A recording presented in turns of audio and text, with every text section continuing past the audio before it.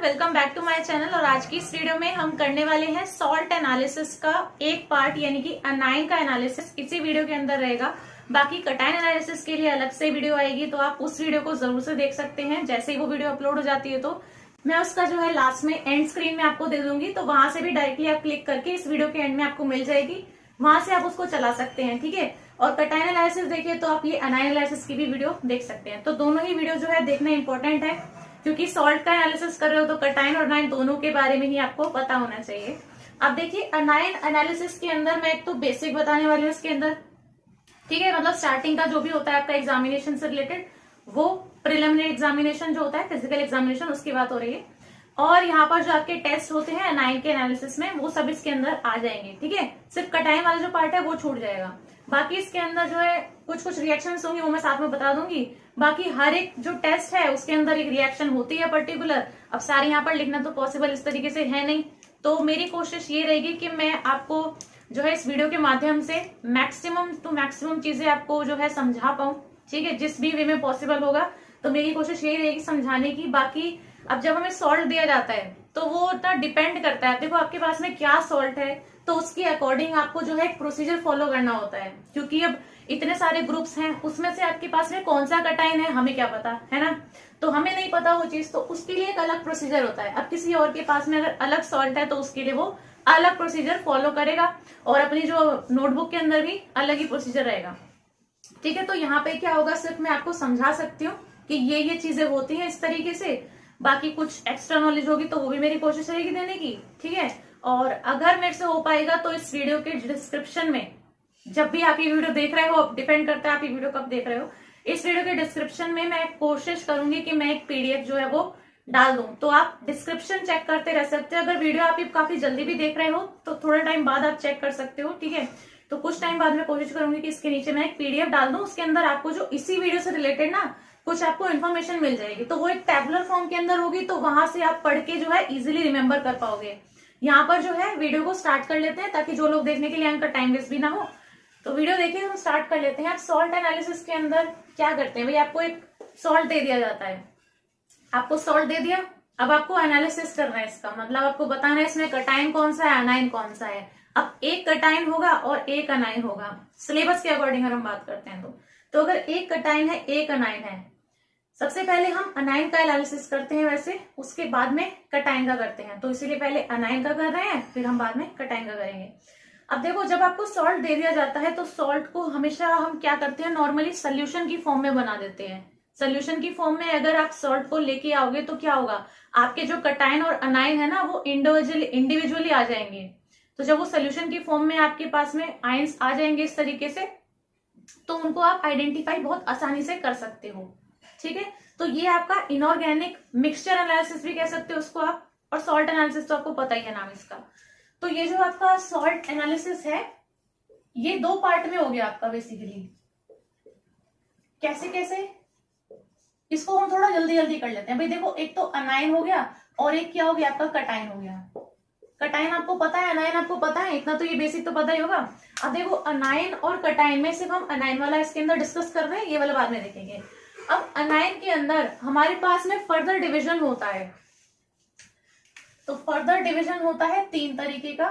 यहाँ पर जो डिवीजन है उसकी अभी बात नहीं हो रही है।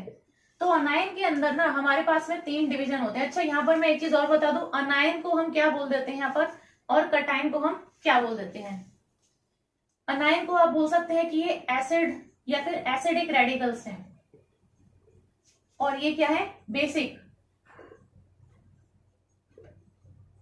बस ये इनका नाम इस तरीके से होता है। ये मतलब जनरल क्वेश्चन होते हैं, एकदम आपको पता होने चाहिए कि एसिडिक रेडिकल्स क्यों बोलते हैं। भाई अनायन जो है ना, जब हम इनकी रिएक्शन करवाते हैं तो रिएक्शन करवाने के बाद में इनमें से गैसेस रिलीज होती हैं। भाई उन्हीं गैसेस के बेस पे तो आप यहाँ पर आइडेंटिफिकेशन भी करते हो। तो जब भी इनकी रिएक्शन करवाते हैं तो कुछ ना कुछ गैसेस इनमें से रिलीज होती हैं। वो फर्दर वाटर के साथ में रिएक्ट करने पर अगर एसिड प्रोड्यूस करती हैं तो उनको हम क्या बोल देते हैं, एसिडिक रेडिकल्स। इसीलिए इनको हम क्या बोलते हैं, अनाइंस को एसिड रेडिकल्स। ठीक है, और कटाइंस को क्या बोल देते हैं हम, बेसिक रेडिकल्स। बस ये इतनी सी चीज है। अब आते हैं सीधा पॉइंट पर।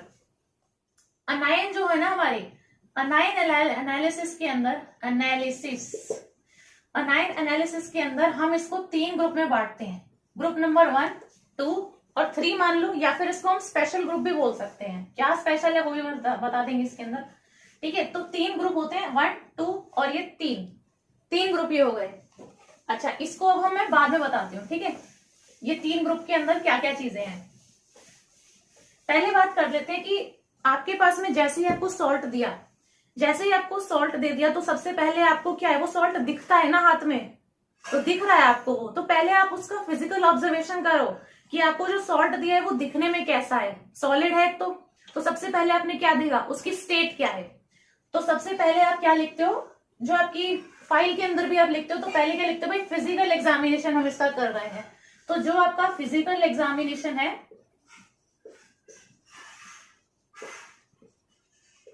फिजिकल एग्जामिनेशन है, इसके अंदर सबसे पहले आप क्या देखते हो। मैं इसमें जितनी भी मेरी वीडियोस होती हैं, जो लोग देखते हैं उन्हें पता होगा कि मैं यहाँ पर जो है पॉइंट वाइज बताती हूँ। ठीक है, मैक्सिमम मेरा क्या रहता है, समझाने का, ना कि हर एक चीज को लिखने का, क्योंकि यहाँ पर अगर थ्योरी लिखने आएंगे तो फिर तो हो गई वीडियो।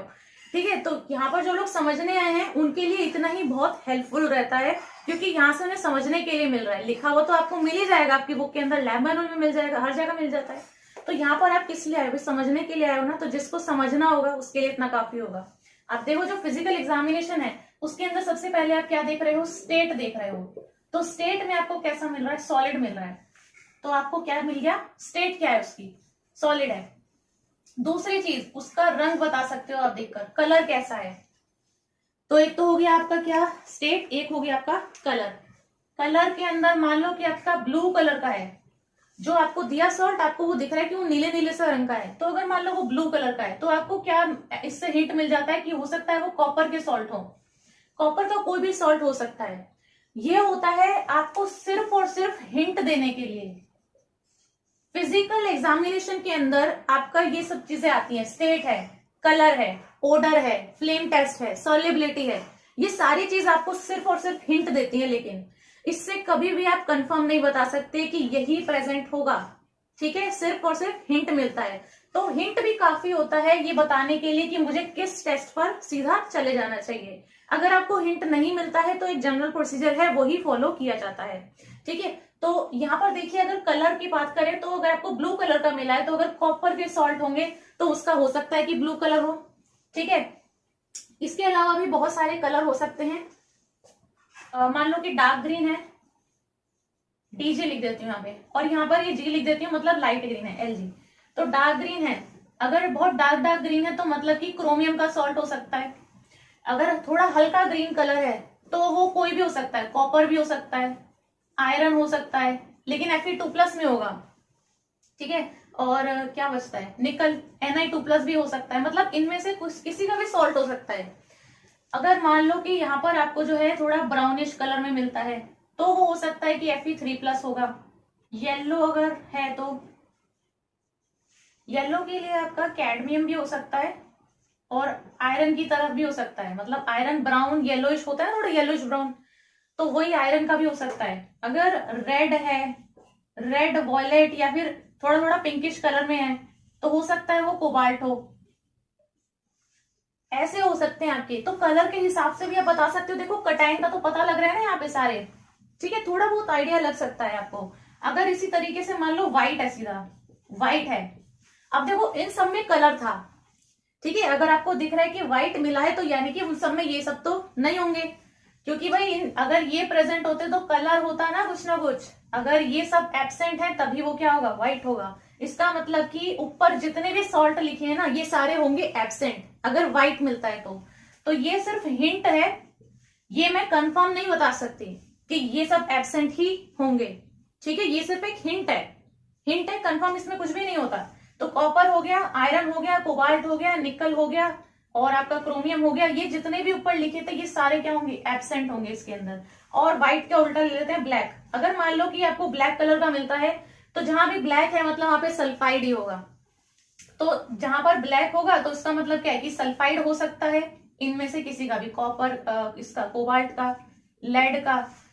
तो ये एक हिंट है कि आपको स्टेट सॉलिड मिली है, और कलर अगर इनमें से कुछ है तो यही सॉल्ट प्रेजेंट हो सकते हैं। इसके बाद में हम तीसरा पॉइंट पर आते हैं। तीसरा पॉइंट है कि मान लो आपको उसमें से कुछ अजीब सी स्मेल आ रही है, तो तीसरी चीज आप क्या देखोगे, उसका ऑर्डर। ऑर्डर देखते हैं। ऑर्डर अगर आपको आ रही है विनेगर जैसी अगर आपको उसमें से ऑर्डर आ रही है तो क्या कंफर्म हो जाता है कि मतलब एसिटेटाइन हो सकता है एसिटेटाइन हो। अगर आपको वही अमोनिकल ऑर्डर आ रही है, तो इसका मतलब क्या है कि हो सकता है उसमें NH4+ आयन हो। तो हमेशा आप इन टेस्ट को जरूर एक बार करके देखें, सिर्फ टेस्ट पर नहीं बढ़ जाए सीधा, ठीक है, इस चीज को भी आप करके देखो पहले। तो ये देखो कि अमोनिकल ऑर्डर है, डायरेक्टली आपको नहीं लेना होता है, इस तरीके से लेते हैं।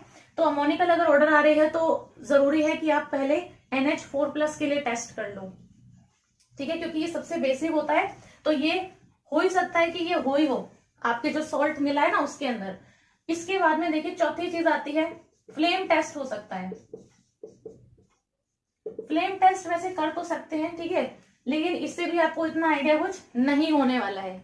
बाकी अगर यहाँ पर सिर्फ बताने की बात है कि फ्लेम टेस्ट अगर आपको करना है तो यहाँ पर मैं बता देती हूँ कि यहाँ पर आप फ्लेम टेस्ट कर सकते हैं। जो आपको फ्लेम दिखाई देती है इस तरीके से, जैसे फ्लेम है ना, तो इस फ्लेम का कलर जैसा आ रहा होगा उससे आप बता सकते हो।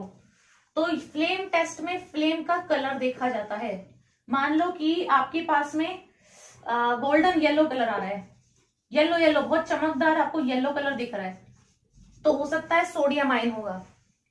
अगर आपको लाइलैक कलर दिख रहा है, लाइलैक वॉयलेट, तो क्या हो सकता है कि पोटेशियम आयन होगा।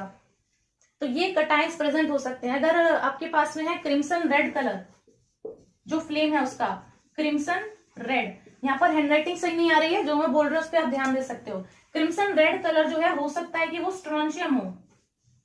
ये टेस्ट भी होता है स्ट्रोंशियम का, ग्रुप 5 के एलिमेंट का। तो ग्रुप 5 के आपके कटाइन का, तो ग्रुप 5 कटाइन के अंदर जैसे स्ट्रोंशियम आता है ना, तो उसके लिए जब हम कंफर्मेटरी टेस्ट करते हैं तो उसके लिए क्रिम्सन रेड कलर ही आता है फ्लेम का। तो वो एक टेस्ट होता है, वहीं से ये चीज याद है, कुछ अलग से याद रखने की जरूरत नहीं पड़ती है। तो ये आपका फ्लेम टेस्ट हो गया। इसके अंदर और आ जाता है आपका सॉल्युबिलिटी का। सॉल्युबिलिटी कर लो भाई, सॉल्युबिलिटी टेस्ट करोगे, 5वां टेस्ट होता है सॉल्युबिलिटी का। जब आप सॉल्युबिलिटी के लिए टेस्ट करोगे तो आपको पता है मैक्सिमम जो आपके ये कार्बोनेट वगैरह होते हैं, सम कार्बोनेट्स कह लो, कुछ कार्बोनेट्स जो होते हैं वो क्या होते हैं आपके इनसॉल्युबल होते हैं वाटर में, ठीक है। कुछ कार्बोनेट्स जो होते हैं वो आपके इनसॉल्युबल होते हैं, और यहां तक कि आपके जो कुछ क्लोराइड्स होते हैं वो भी आपके क्या होते हैं, इनसॉल्युबल होते हैं, ठीक है। तो एक जो आपका क्लोराइड है इसके अंदर वो है यहाँ पर AgCl, इसकी भी सॉल्युबिलिटी क्या होगी, कम होगी। और क्या कहते हैं, जब आप इसका सोल्यूशन अगर मान लो बनाते हो, आपको जो भी दिया हुआ था सॉल्ट उसका अगर आप सोल्यूशन बनाते हो और वो येलो कलर में आ रहा है, तो हो सकता है वो आयरन हो उसके अंदर, ठीक है। और अगर उसमें मान लो रेड या पिंकिश कलर आ रहा है तो हो सकता है मैंगनीज हो, कोबाल्ट हो, इन सब की पॉसिबिलिटी है। यहां से कुछ भी आपको इतना आइडिया नहीं लग पाएगा, ठीक है, पेपर में या फिर वैसे भी करते हुए इतना आपको आइडिया इस चीज का नहीं लगेगा। तो ये फिजिकल टेस्ट मैंने बताए, ये फिजिकल एग्जामिनेशन होता है जिसमें आप हिंट ले सकते हो एटलीस्ट। जैसे कि अमोनिकल ऑर्डर अगर मुझे अच्छी खासी आ रही है उसके अंदर से, तो मैं बता सकती हूँ भाई अमोनिया के लिए मेरे को फटाफट से इसका टेस्ट कर लेना है, मेरा अमोनिया पॉजिटिव आ जाए उसके अंदर, तो अमोनियम आयन तो है उसके अंदर। तो ऐसे करके आप जो है कुछ चीजों का पहले ही कंफर्मेशन ले सकते हो एटलीस्ट। तो ये आपका हो गया क्या, फिजिकल एग्जामिनेशन। अब इसके अंदर मैंने बताया था यहाँ पर आपको 3 चीजें हैं अनायन एनालिसिस में, ठीक है। ये आपका जो है ग्रुप नंबर 1 मान लो, ये आपका ग्रुप नंबर 2 है, और ये आपका जो है स्पेशल ग्रुप है। तो ग्रुप नंबर 1 में इनमें आपके ग्रुप रिएजेंट डलते हैं। ग्रुप्स में कैसे डिवाइडेड है, मतलब कि बहुत सारे अनाइंस हैं लेकिन उनको एक ग्रुप्स में बांट दिया है। कैसे बांट दिया है कि भाई कुछ को तो इस वाले में डाल दिया, कुछ को इस वाले में डाल दिया, और कुछ यहाँ चले गए। कैसे चले गए, क्योंकि यहाँ पर जो ग्रुप रिएजेंट आपका डलता है ना, ये इनका अलग अलग होता है।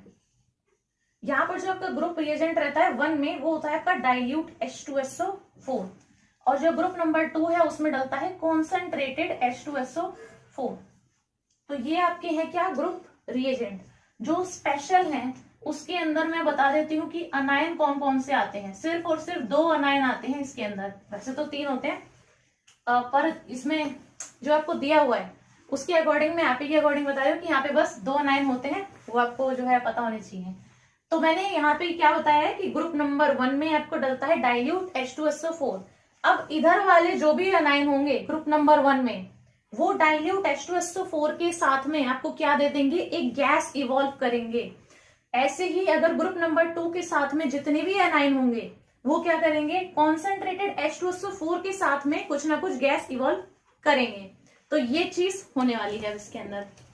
अब मैं बताती हूँ कि वो अनाइन है कौन से। तो ये चीज जो है ना, ये तो आप लिख ही सकते हो कि ग्रुप नंबर 1 के अंदर थे आपका डाइल्यूट और 2 के अंदर कॉन्सेंट्रेटेड। अब जो है यहां पर मैं डायरेक्टली पहले लिख देती हूँ, ठीक है, अनाइंस कौन कौन से हैं।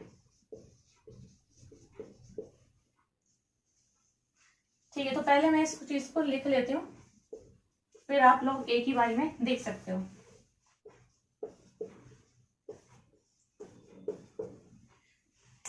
ठीक है, तो यहाँ पर जो है मैंने लिख दिया पूरा।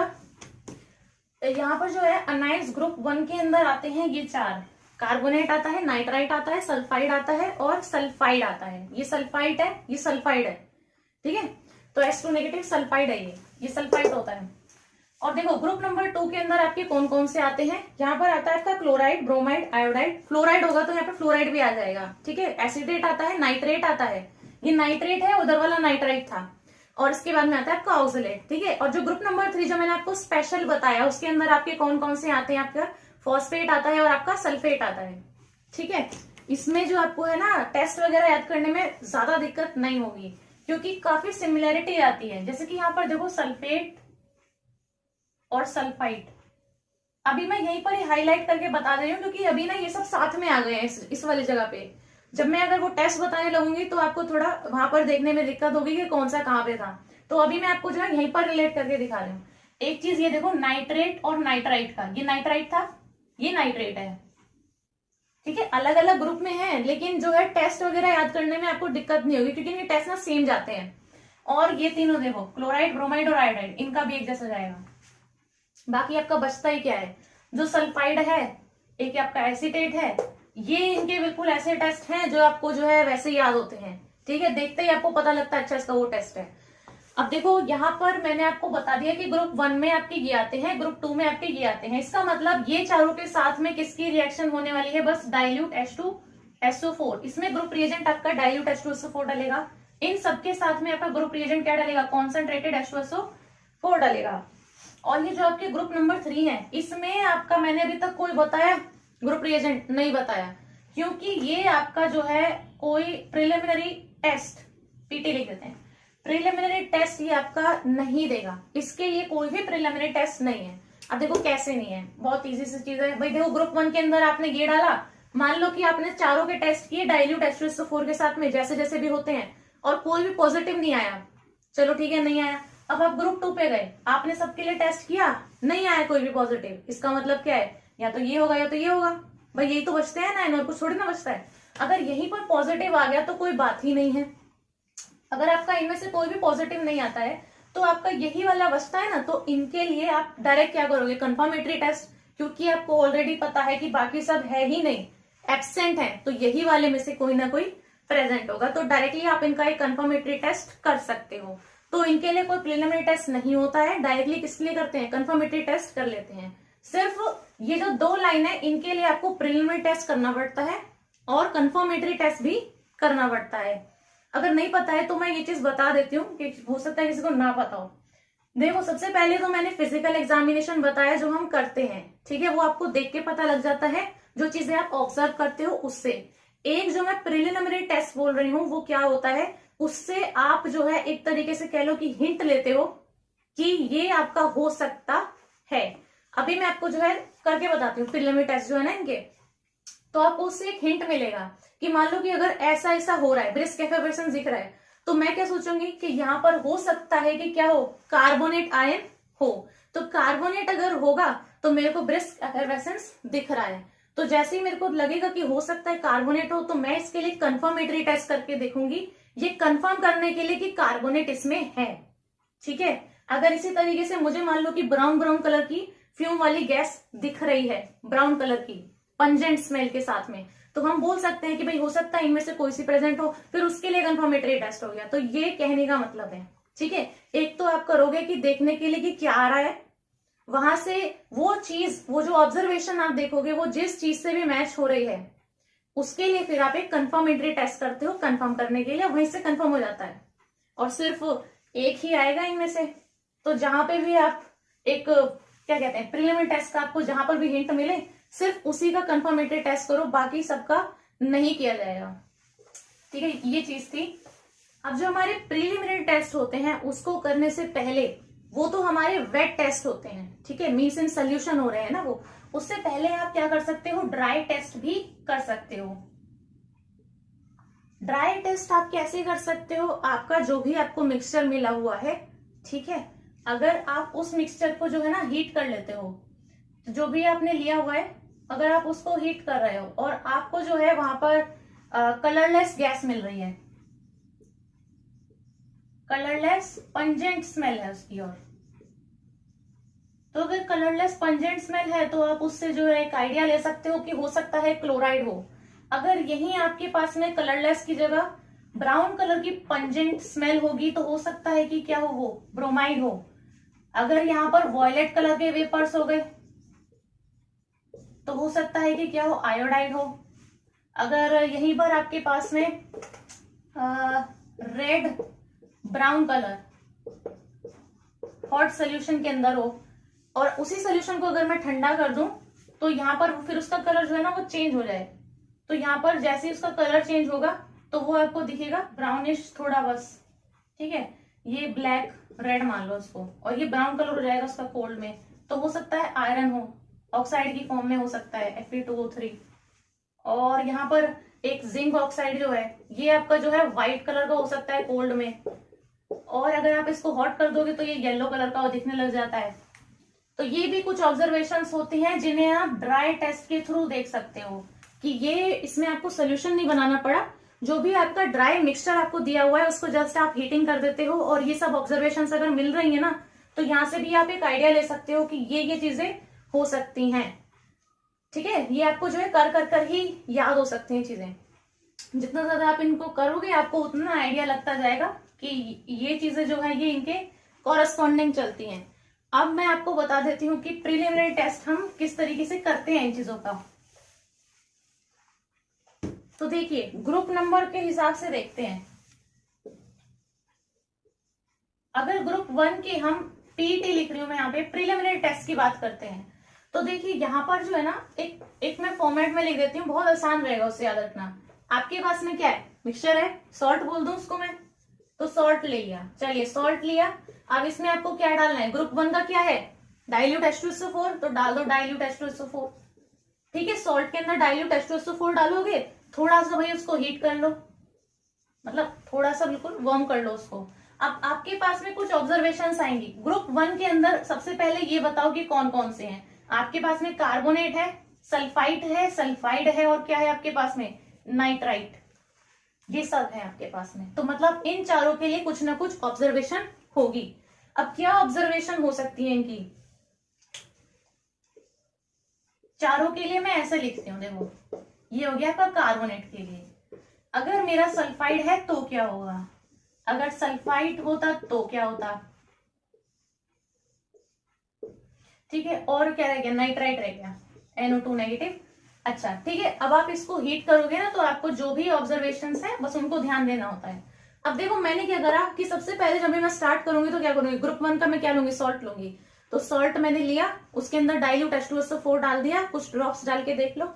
अब जैसे ही आप उसके अंदर डालोगे, आपको अगर यहाँ पर कार्बोनेट प्रेजेंट होता तो आपको मिलता क्या, ब्रिस्क एफरवेसेंस,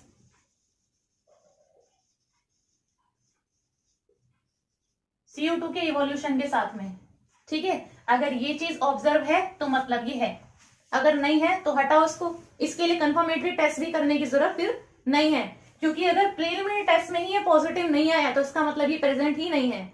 अगर आपको कहीं भी आइडिया लगता है कि हाँ ये मेरे को ऑब्जर्व हो रहा है तो आप इसके लिए कंफर्मेटरी टेस्ट करोगे, अदरवाइज नहीं करोगे। अगर आपको यहाँ पर जो है रॉटन एग लाइक स्मेल मिलती है, रॉटन एग लाइक स्मेल, एकदम गंदी सी स्मेल आपको मिलेगी, तो आपको पता होगा कि यहाँ पर जो है सल्फाइड हो सकता है।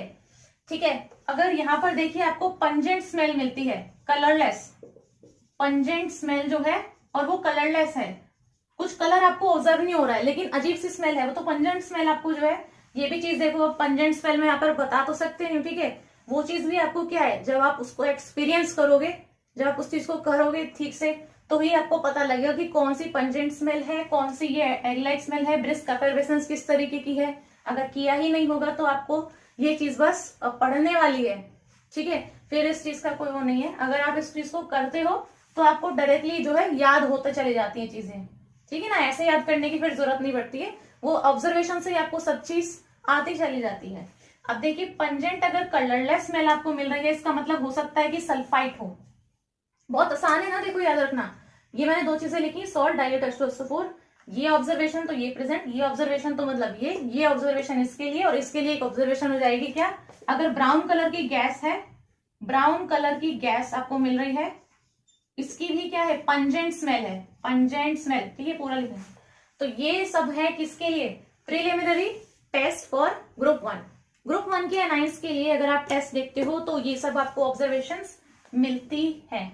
अब देख लेते हैं ग्रुप 2 के लिए कौन सी होगी। बस ग्रुप 2 में आपका क्या हो जाएगा, यहाँ पर आ जाएगा कॉन्सेंट्रेटेड आपका H2SO4। अगर मान लो मैंने ये सारे टेस्ट किए, इनमें से कुछ भी नहीं आ रहा, इनमें से कुछ भी नहीं आ रहा, तो क्या है कि ये वाले अनाइंस इसमें नहीं है प्रेजेंट, फिर हम सीधा मूव कर जाएंगे किस पे, ग्रुप 2 के अनाइंस के ऊपर। देखिए अब ग्रुप 2 के लिए देख लेते हैं, अगर ग्रुप 2 अनाइंस कोई सा भी प्रेजेंट है, उसके लिए आपको टेस्ट करना है, तो आपको क्या करना है, सॉल्ट लोगे, फिर से इसमें डाल दोगे आप कॉन्सेंट्रेटेड H2SO4, कुछ ड्रॉप्स डाल लो। अब यहाँ पे आपके पास में कौन कौन से हैं, देखो सिंपल है, क्लोराइड, ब्रोमाइड, आयोडाइड, ये तो याद हो सकते हैं एक ही साथ में। फिर क्या बचते हैं, सिर्फ 3, एसीटेट, नाइट्रेट और oxalate. Acetate CH3 COO negative, nitrate NO3 negative, और ये आपका हो गया ऑक्सलेट C2O4 2 नेगेटिव। ये आपके आते हैं ग्रुप 2 अनाइंस के अंदर। सबके लिए मैं यहाँ पर लिख देती हूँ कि अगर आपका क्लोराइड है तो क्या ऑब्जर्व होता, अगर आपके पास में ब्रोमाइड है तो क्या ऑब्जर्वेशन है, आयोडाइड है तो क्या ऑब्जर्वेशन है। देखो चीज इतनी जो है कॉम्प्लेक्स नहीं होती है, आप इसको इजी करके भी याद कर सकते हो, ठीक है, आपके ऊपर आप कैसे याद करते हो इस चीज को। यहाँ पर देखो आयोडाइड का हो गया, इसके बाद में क्या है, एसीटेट है, नाइट्रेट है, और क्या बचता है आपका ऑक्सलेट C2O4 2 नेगेटिव। अब जैसा नाम है वैसे वैसे ही चलते हैं भाई। क्लोराइड का आपको पता है आपको क्या मिलेगी, व्हाइट कलर की मिलती है, देखो उसमें ना आपको व्हाइट कलर की आपको इसमें फ्यूम्स मिलती हैं, व्हाइट पंजेंट स्मेल होती है, तो इसमें जो फ्यूम्स आपके पास में निकलती हैं, अब देखो व्हाइट कलर की मैंने बोला है, मतलब व्हाइट कलर की आपको दिखेगी वो। अब उसको आप और अगर अच्छे से देखना चाहते हो ना कि वो आपको लग तो रहा है कि है लेकिन पता नहीं लग पा रहा, तो क्या करो कि एक ग्लास रॉड लेके आओ, ग्लास रॉड लेके आओ एक इस तरीके की, उसको डिप कर दो सोल्यूशन में, अमोनियम हाइड्रोक्साइड का जो सोल्यूशन होता है उसके अंदर उस ग्लास रॉड को डिप करो, और जहां से आपकी ये पंजेंट व्हाइट फ्यूम्स जो निकल रही है ना उसके माउथ के ऊपर लेकर आओ, वो इतनी ज्यादा निकलने लग जाएंगी कि वो आपको आराम से ऑब्जर्व हो जाएंगी। अगर इसी तरीके से मैं कहना चाहूँ कि ये जो आपकी फ्यूम्स है ना ये इंटेंसिफाई हो जाएगी, तो अगर फ्यूम्स आपकी इंटेंसिफाई करनी है तो ग्लास रॉड लो, ग्लास रॉड किसमें NH4OH में डिप करो, तो आपको जो है व्हाइट कलर की फ्यूम्स मिलती हैं, व्हाइट फ्यूम्स, उसी से कंफर्म हो जाता है कि क्लोराइड आयन है। अगर व्हाइट पंजेंट ये नहीं मिल रही ना फ्यूम्स वगैरह, इसका मतलब क्लोराइड नहीं है, छोड़ दो उसको। अगर मान लो देखो आपके पास में, मान लो मेरे पास में सॉल्ट था, ठीक है, मैंने उसमें कॉन्सेंट्रेटेड H2SO4 की ड्रॉप्स डाली, तो इनमें से कोई एक ही ऑब्जर्वेशन तो मिलेगी मुझे, या तो मेरे को व्हाइट फ्यूम्स निकल रही है, या तो ब्राउन कलर की फ्यूम्स निकल रही है, या फिर उसमें से विनेगर जैसी स्मेल आ रही है, तो इनमें से कुछ ना कुछ एक ही तो होगा, ठीक है, सारी थोड़ी ना आपको चेक करने की, एक बार किया तो इसमें ज्यादा आपको जो है टाइम नहीं लगना। तो एक बार अगर आपका ये नहीं आया तो मतलब नहीं है, आ गया तो सीधा क्लोराइड है, बाकी सब कुछ चेक करने की जरूरत नहीं है। अगर ये चीज आपकी कंफर्म हो जाती है तो कंफर्मेटरी टेस्ट भी सिर्फ इसी का करना है और किसी का नहीं। अगर मान लो ब्रोमाइड है तो ब्रोमाइड के लिए आपका क्या हो जाएगा, रेडिश ब्राउन फ्यूम्स, ठीक है, रेडिश ब्राउन अगर फ्यूम्स है तो वो किसके लिए हो जाएंगी, ब्रोमाइड के लिए। अगर इसी तरीके से वॉयलेट है, आयोडीन का पता है वॉयलेट ही चलता है, तो वॉयलेट किसके लिए हो गया, आयोडाइड के लिए। तो अगर ये ऑब्जर्व हो रहा है तो आयोडाइड है, ये ऑब्जर्व हो रहा है तो ब्रोमाइड है। अब इस चीज में तो मैं और कुछ नहीं बता सकती हूँ, ये आप तो आपको पता ही होना चाहिए खुद से ही। अब एसीटेट आ गया है यहाँ पर, एसीटेट आयन मतलब क्या, विनेगर वाली स्मेल आनी चाहिए इसके लिए, तो विनेगर लाइक स्मेल अगर है तो एसीटेट आयन हो सकता है। नाइट्रेट के लिए, NO3 नेगेटिव के लिए क्या होगा आपका, यहाँ पर ब्राउन पंजेंट स्मेल होगी, ब्राउन कलर की पंजेंट स्मेल होगी। यहाँ पर सिर्फ रेडिश ब्राउन फ्यूम्स है, ठीक है, यहाँ पर पंजेंट स्मेल भी है इसके साथ में। अगर आपका ऑक्जेलेट है, अगर ऑक्जेलेट होता है तो आपके पास में जो है कार्बन मोनोऑक्साइड और कार्बन डाइऑक्साइड का आपको ब्रिस्क एफरवेसेंस उसमें मिलेगा सोल्यूशन के अंदर, ठीक है। सारी ऑब्जर्वेशन अलग तरह की हैं, तो कोई सी भी एक मिलेगी तो वो डायरेक्टली पता लगता है कि इस चीज का है, ठीक है। अदरवाइज तो कोई फायदा ही नहीं है फिर अगर कोई चीज मैच हो रही होगी तो उसमें। तो हर एक का ऑब्जर्वेशन अलग होता है, आपको ठीक से देखना होता है कि इनमें से किसकी तरफ इशारा हो रहा है। तो ये बहुत इजी है, देखो इस तरीके से मैंने लिख के दिखा दिया आपको कि सॉल्ट डाला, ये डाला, अब इनमें से कोई एक चीज मिलेगी। अगर आपको ये चीज जो है ना पूरा दिमाग में छप गया हो तो आपके लिए कोई मुश्किल नहीं है एक्सपेरिमेंट को परफॉर्म करना। ये हो गए प्रिलिमिनरी टेस्ट, बस यही था इसके अंदर। अब इसके बाद में बस कंफर्मेटरी टेस्ट है। अब हर एक आयन को आपने अगर एक बार ऑब्जर्व कर लिया कि ये मेरे पास में चेंज आ रहा है, अब आप एक कंफर्म भी तो करोगे।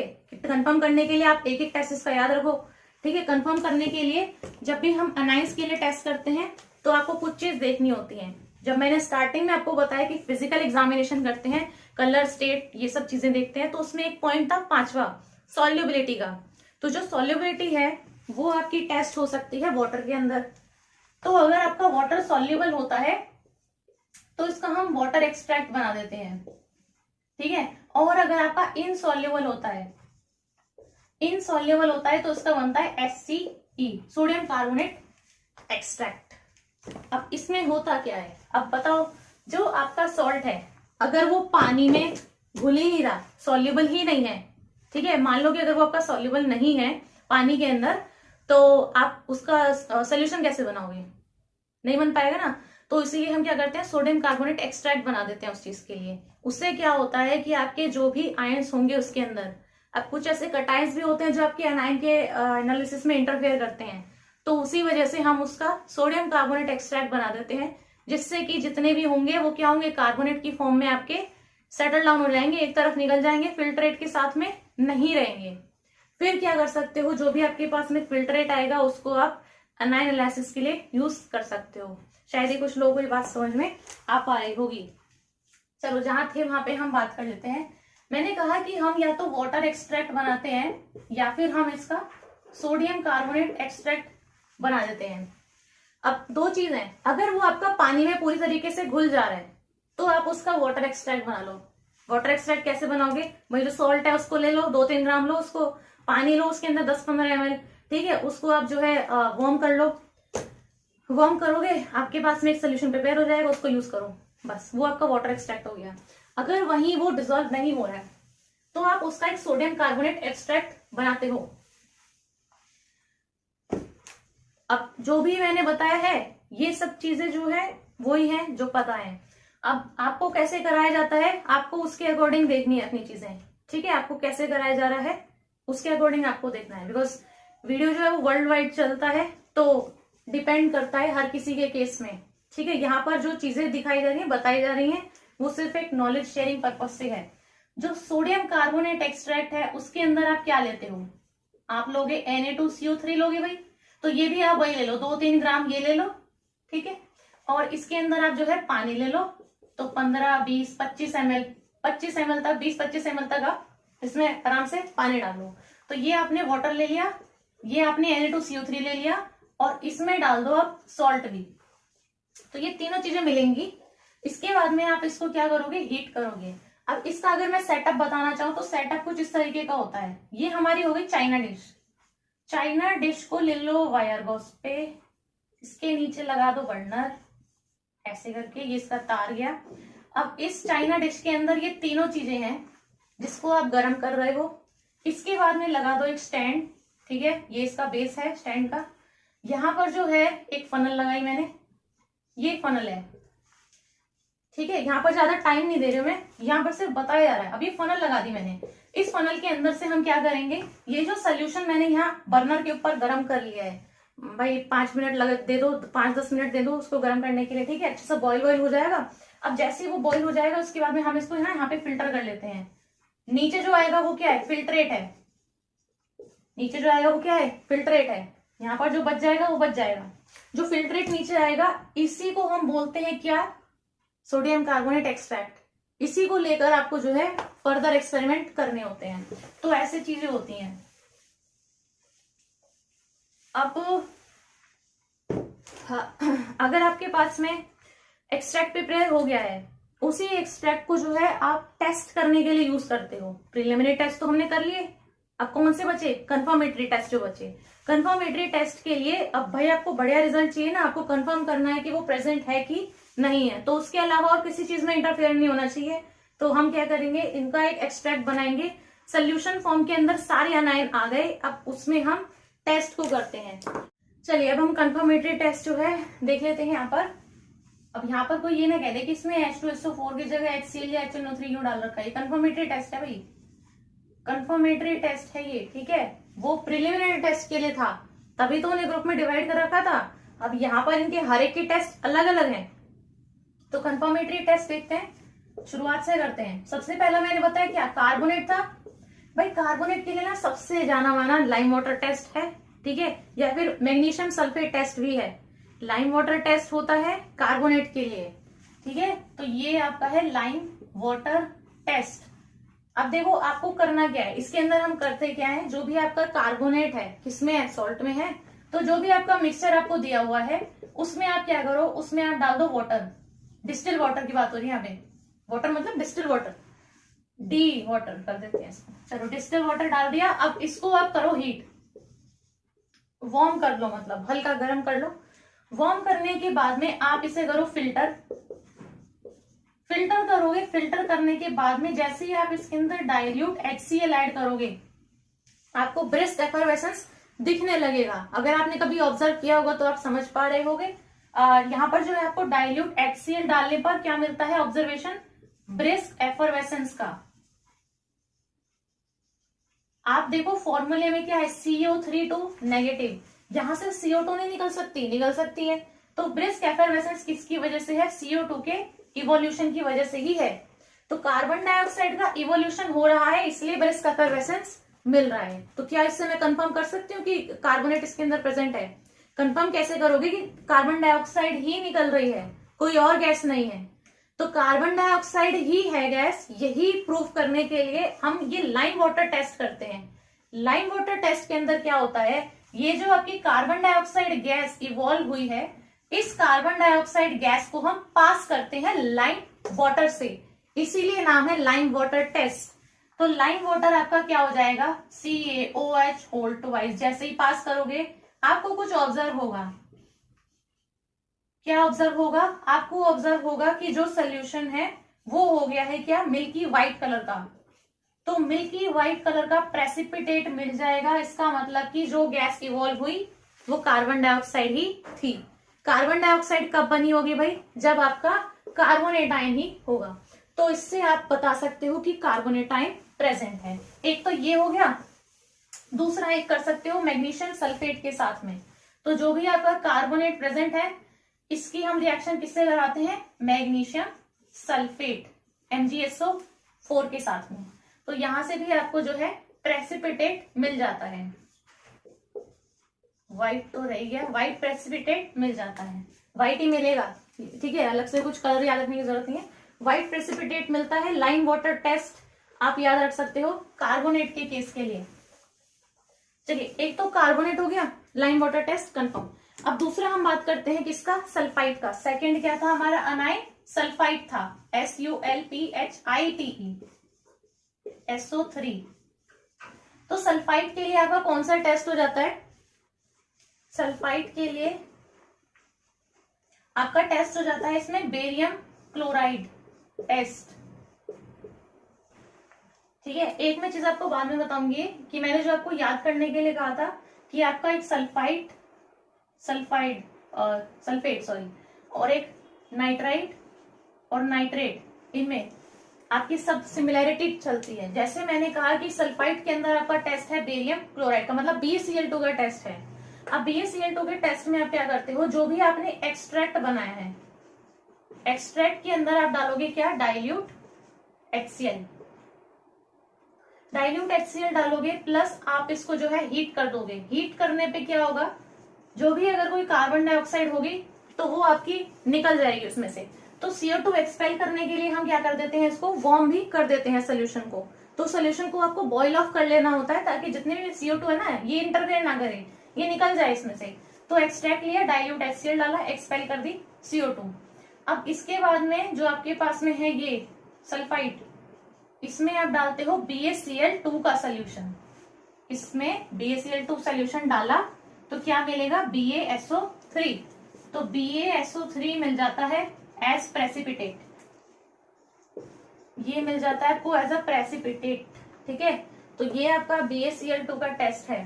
अब ये जो आपको प्रेसिपिटेट मिलता है ना, इसमें एक चीज और याद रखनी है, क्योंकि वहीं से आप डिस्टिंग्विश कर सकते हो कि भाई ये सल्फेट और सल्फाइड अलग अलग है।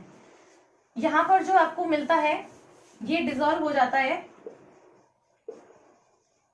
इन डाइल्यूट HCl। ठीक है, एक ये इसमें पॉइंट आपको याद कर लेना है। अब BaCl2 के टेस्ट में आपको पता ही है BaSO4 मिल जाएगा और सीधा आपका प्रेसिपिटेट मिलेगा। तो यहाँ पर ये प्रेसिपिटेट है और डिसॉल्व हो जाता है आपका डाइल्यूट HCl में। ठीक है, ये भी आपका किसका है, व्हाइट कलर का है, BaSO3। तो ये सल्फाइड के लिए टेस्ट था, इसको आप याद रखना, अभी मैं आगे बताऊंगी ना, तो ये चीज आपको याद रखनी है।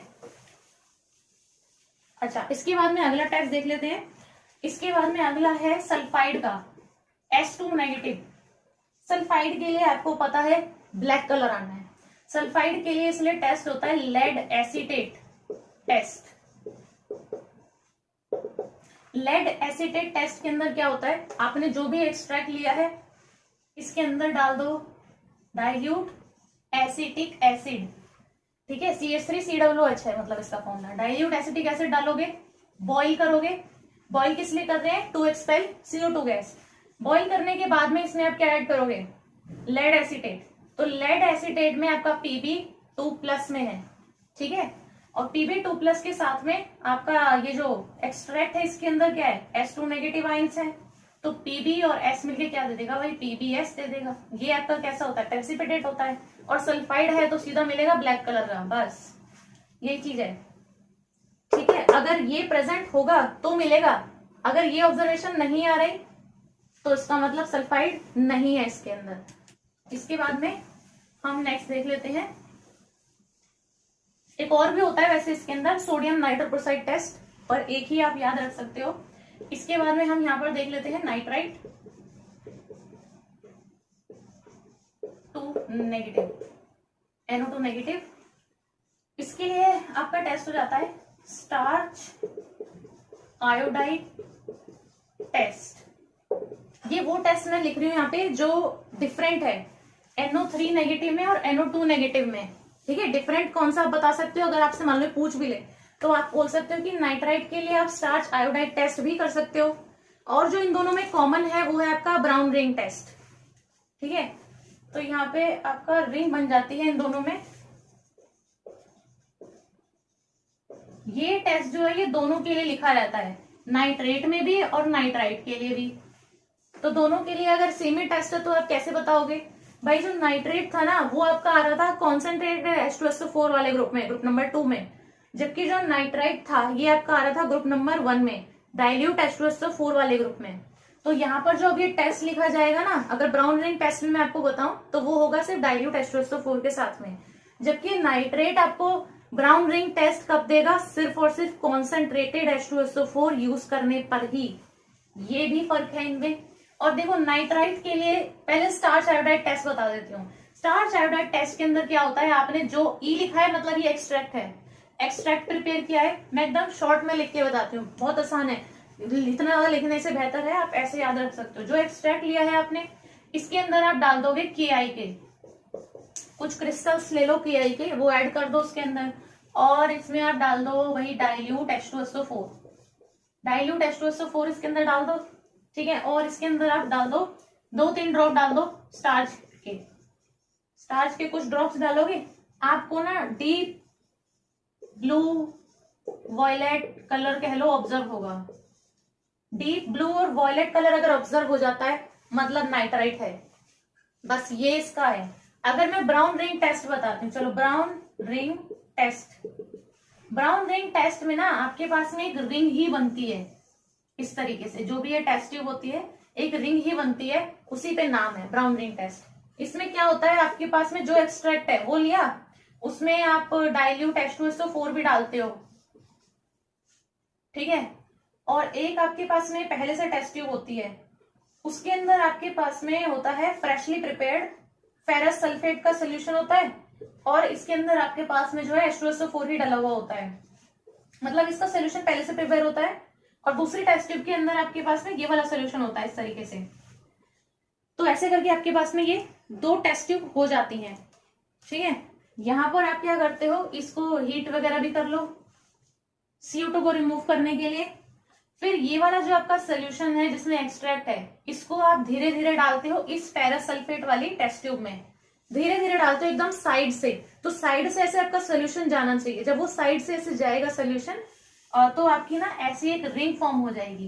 तो जैसे ये रिंग अगर बन जाती है तो यानी कि आपका नाइट्राइट था। तो अगर डाइल्यूट H2SO4 के साथ में बन जा रही है तो उसका मतलब नाइट्राइट है। ये आपका ब्राउन रिंग टेस्ट होता है। अगला देखिए, अगला हम देख लेते हैं यहाँ पर क्लोराइड के लिए टेस्ट। ब्रोमाइड आयोडाइड का भी इसी के साथ में देख लेते हैं। तो ये 3 टेस्ट हो जाते हैं। इसके अंदर क्या होगा, आपका सिल्वर नाइट्रेट का टेस्ट होगा तीनों के लिए, इसलिए मैंने कहा कि इसमें याद रखना बहुत आसान हो जाता है। क्लोराइड, ब्रोमाइड, आयोडाइड के लिए तीनों के लिए आपका सेम ही टेस्ट चल जाएगा, बस ऑब्जर्वेशन अलग होगी तभी तो बता पाओगे कि भाई तीनों में से कौन सा है। लेकिन आसान है याद रखना कि सिल्वर नाइट्रेट टेस्ट होता है। सिल्वर नाइट्रेट क्या है, AgNO3 है, तो बस यही डलेगा इनके अंदर। आपके पास में होगा एक्सट्रैक्ट, इसमें आप डालोगे डाइल्यूट HNO3, मतलब क्या है कि आप एसिडिफाई कर रहे हो उसको। तो जैसे आप एसिडिफाई कर दोगे, इसके बाद में आप इसको हीट कर लो। हीट करोगे मतलब क्या, बॉयल ऑफ करोगे किसको, कार्बन डाइऑक्साइड को रिमूव करने के लिए। इसको आप बॉयल ऑफ कर दोगे तो आपके पास में क्या आएगा, ऑब्जर्वेशन आएगा कुछ ना कुछ। ऑब्जर्वेशन अभी नहीं आएगा, सिल्वर नाइट्रेट तो डाला ही नहीं इसके अंदर। इसके अंदर हम AgNO3 भी डालेंगे, ये आपका है AgNO3। अब जैसे ही आप इसके अंदर ये डालोगे तो आपको क्या मिलेगा यहाँ पर, AgCl। AgCl जो है यही आपका क्या है, प्रेसिपिटेट है।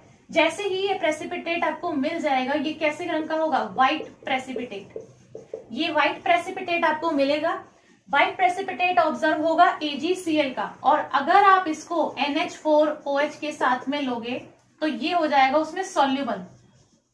अगर इसकी बात करें तो यहाँ पर इसकी रिएक्शन कैसे हो जाएगी, एक तो यही हो गई, आपने इसमें क्या लिया, क्लोराइड लिया, आपने इसके अंदर AgNO3 ऐड कर दिया, यहाँ से आपको क्या मिल जाएगा, AgCl, NO3 तो हट जाएगा यहाँ से, तो AgCl मिलेगा एज प्रेसिपिटेट। ये प्रेसिपिटेट आ गया मेरे पास में व्हाइट कलर का। अब ये जो AgCl है ये आपका इसके अंदर क्या होगा, सॉल्युबल होगा। इसी चीज को आपको ध्यान देना है कि ये इसके अंदर सॉल्युबल है। सॉल्युबल कैसे है, मान लो मैंने यहाँ पर NH4OH कहा तो मतलब कि NH3 के साथ में रिएक्शन हो गई। यहाँ पर इसको लेंगे हम 2 मोल लेंगे ना, तो उसका फॉर्मूला कुछ इस तरीके का बन जाता है। यहाँ पर Ag आता है, यहाँ पर आता है आपके पास में अमोनिया होल ट्वाइस नेगेटिव, और क्या बन रहा है इधर, Cl बचा। तो चलो Cl नेगेटिव निकाल दिया। ये जो आपका कॉम्प्लेक्स है ये कॉम्प्लेक्स बनता है, इसीलिए ये हो जाता है सॉल्युबल। तो हो गया इनसॉल्युबल से सॉल्युबल की तरफ, ठीक है। तो इसीलिए आपका क्लोराइड के अंदर ये चीज होती है। अब इसी में मैं मॉडिफाई कर रही हूँ, इसी में अंदर मैं मॉडिफाई कर रही हूँ। यहाँ पर ये हट जाएगा, यहाँ पे व्हाइट प्रेसिपिटेट हट जाएगा, यहाँ पे ये सॉल्युबल वाली चीज भी हट जाएगी, और ये रिएक्शन हटा देते हैं यहाँ से। अब क्या होगा, अब यहाँ पर मैंने कहा कि क्लोराइड जैसा ही ब्रोमाइड के केस के अंदर भी होने वाला है, तो यहाँ पर लिख दो ब्रोमाइड। अब ब्रोमाइड के अंदर भी सिल्वर नाइट्रेट टेस्ट है, याद करने की जरूरत पड़ी इसको नहीं, तो सिल्वर नाइट्रेट टेस्ट है। एक्सट्रैक्ट लोगे, डाइल्यूट HNO3 डालोगे, इसके बाद में ये एसिडिफाई करने के लिए था, ये बॉइल ऑफ करने के लिए है, कार्बन डाइऑक्साइड को रिमूव करने के लिए। अब जब आप इसको रिमूव करोगे तो AgNO3 डालोगे। अब AgNO3 डाला, लेकिन मुझे यहाँ पर अब क्या मिलेगा, AgBr। Cl negative, Br negative, I negative एक ही जगह पे तो है सारे, तो जैसे AgCl मिला था ऐसे ही AgBr मिल जाएगा। तो AgBr जो है ये भी आपका प्रेसिपिटेट ही है, लेकिन ये होता है येलो कलर का, तो ये आपको मिलेगा येलो कलर का प्रेसिपिटेट। ये येलो कलर का प्रेसिपिटेट है, देखते ही बता दोगे कि ब्रोमाइड है आपके पास में, ठीक है। क्लोराइड क्या था, ये व्हाइट था। अब जो AgBr है वो आपका येलो कलर का प्रेसिपिटेट होता है, इसकी रिएक्शन यही हो जाएगी।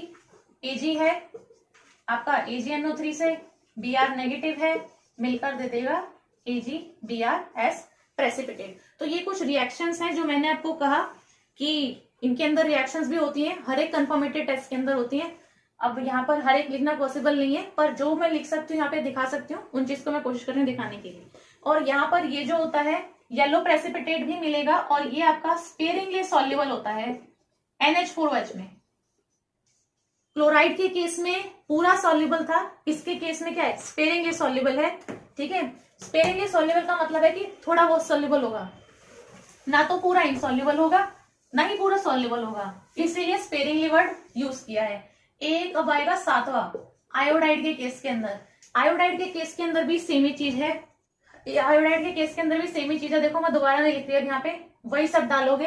AgNO3 वाला टेस्ट है, सिल्वर नाइट्रेट टेस्ट है, बस यहाँ पर प्रेसिपिटेट चेंज हो जाएगा, पेल येलो प्रेसिपिटेट मिलेगा, और ये होगा insoluble, insoluble in NH4OH ammonium hydroxide. तो ये आपके डिफरेंसेस हैं। रिएक्शन भी सेम ही रहेगी, Ag plus plus I negative AgI, ये आपका है पेल येलो प्रेसिपिटेट। तो तीनों में आपको कुछ याद करने की जरूरत नहीं पड़ी, एक भी याद हो तो सबका पता लग जाएगा। तो ये हो गए आपके 7 अनाइंस के कंफर्मेटरी टेस्ट।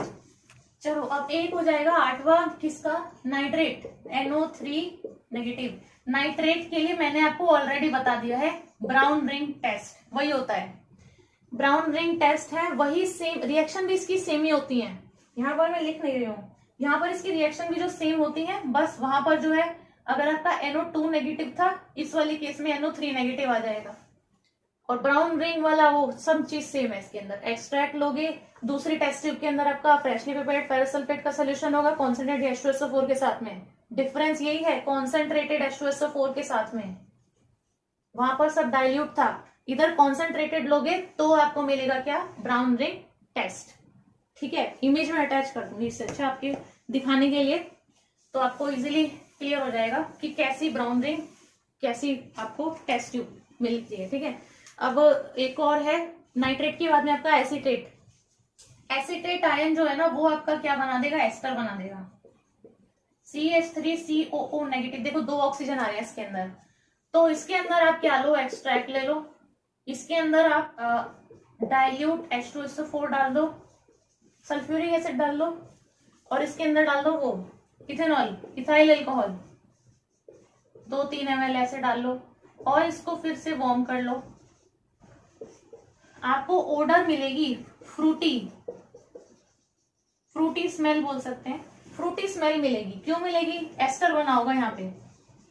दोनों की रिएक्शन में हुआ क्या होगा, ये है आपने एसिड डाला तो ये बन गया होगा CH3COOH, ठीक है। इथाइल अल्कोहल डाला मतलब इथेनॉल, तो C2H5OH।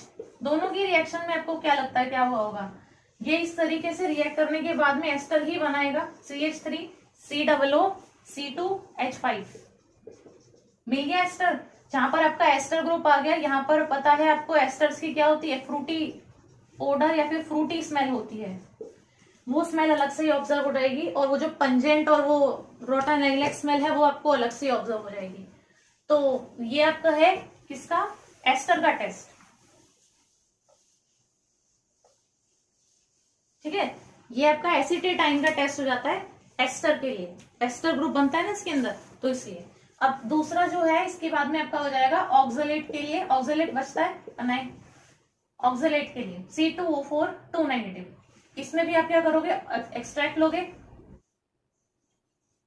डाइल्यूट HNO3 डाल देंगे इसके अंदर, और इसके अंदर आप कर दो उसको हीट।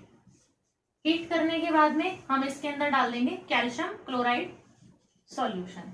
कैल्शियम क्लोराइड सॉल्यूशन डाल के आपको पता है CaCO3 मिल जाएगा, तो व्हाइट PPT मिलेगा, व्हाइट प्रेसिपिटेट मिल जाता है इसके अंदर। व्हाइट प्रेसिपिटेट मिल गया मतलब वही आपका क्या है, ऑक्सलेट आयन प्रेजेंट है इसके अंदर, ऑक्सलेट अनाइन। अगर ये आपका HNO3 में डिसॉल्व हो जाता है तो फर्दर आपका कंफर्म है कि आपका ऑक्सलेट अनाइन प्रेजेंट है। जो स्टार्टिंग में मैंने बताया था सल्फाइड के लिए, वही टेस्ट आपका हो जाएगा सल्फेट के लिए भी। सल्फेट यानी कि SO4 2 नेगेटिव के लिए भी सेम ही टेस्ट हो जाएगा आपका, BaCl2 का बेरियम क्लोराइड टेस्ट। एक्सट्रैक्ट लोगे, इसके अंदर भी आप डाइल्यूट HCl डालोगे, हीट करोगे CO2 रिमूव करने के लिए ही। इसके बाद में फिर इसमें आप बेरियम क्लोराइड का सोल्यूशन डालोगे तो आपको मिलेगा व्हाइट प्रेसिपिटेट। रिएक्शन बता देती हूँ क्या होगी। सल्फेट है ना आपके पास में SO4 2 नेगेटिव, इसमें बेरियम 2+ मिलेगा तो आपको मिलेगा सिर्फ BaSO4, ये है आपका प्रेसिपिटेट। अब इसके अंदर डिफरेंस हो जाता है, यहाँ पर ये आपका सल्फेट है दूसरे ग्रुप में आता है, वो आपका सल्फाइड है दूसरे ग्रुप में आता है, ग्रुप डिफरेंट है दोनों के। और इसके अंदर है चीज आपका, यहाँ पर ये कॉन्सेंट्रेटेड HNO3 और H2SO4 के अंदर डिसॉल्व नहीं होगा, जबकि वहां पर जो आपका मिलता है वो आपका डिसॉल्व हो जाता है सल्फाइड के केस में। ये चीज मैंने बता दी थी, जो मैंने कहा था कि ये चीज को आप याद रखना एक बार। तो वहां पर डिसॉल्व होता है, यहाँ पर नहीं हो पाता है जो भी आपको प्रेसिपिटेट मिलता है। ठीक है, इसी चीज से आपका कंफर्म हो जाता है कि आपका सल्फेट आयन प्रेजेंट है। लास्ट आपका बचता है, आखिरी था आपका स्पेशल ग्रुप के अंदर फॉस्फेट। ठीक है, ये जो फॉस्फेट है 12 13 जो भी नंबर है इसका, फॉस्फेट के अंदर आप क्या करोगे, आप एक्सट्रैक्ट लोगे, इसके अंदर आप डालोगे HNO3 डाइल्यूट कॉन्सेंट्रेटेड जैसे भी है, HNO3 डाल देते हैं इसके अंदर हम। और इसके अंदर आप डालते हो, मतलब रिएजेंट जो डालता है वो है अमोनियम मॉलिब्डेट। ये अमोनियम मॉलिब्डेट हो गया। अब ये जब आप डालते हो फिर उसके बाद में आप इसको हीट कर लो। ठीक है, तो हीट करोगे, इसके बाद में आपको मिलता है इसके अंदर येलो कलर के क्रिस्टल्स, येलो कलर के क्रिस्टल्स मिल जाते हैं। बस यहीं से आपका जो है कंफर्म हो जाता है कि आपका फॉस्फेट आयन प्रेजेंट है। तो ये आपके कंफर्मेटरी टेस्ट हो गए भाई। ठीक है, अनायंस के लिए। तो आज की वीडियो के लिए बस इतना ही था। मुझे उम्मीद है ये वीडियो आपके लिए काफी हेल्पफुल रही होगी। अगर ये वीडियो आपको पसंद आई हो, अच्छी लगी हो, तो इस वीडियो को आप जरूर से लाइक कर दें। तो अगर ये वीडियो अच्छी लगी हो तो आप अपने फ्रेंड्स के साथ में भी इस वीडियो को शेयर कर सकते हैं। और ऐसी ही और अच्छी इन्फॉर्मेटिव वीडियोस देखने के लिए मेरे चैनल को सब्सक्राइब करना ना भूलें और बेल आइकन को भी प्रेस कर दें ताकि आने वाली वीडियोस का आपको नोटिफिकेशन मिलता रहे। आप हम मिलेंगे नेक्स्ट वीडियो में, and thanks for watching this video.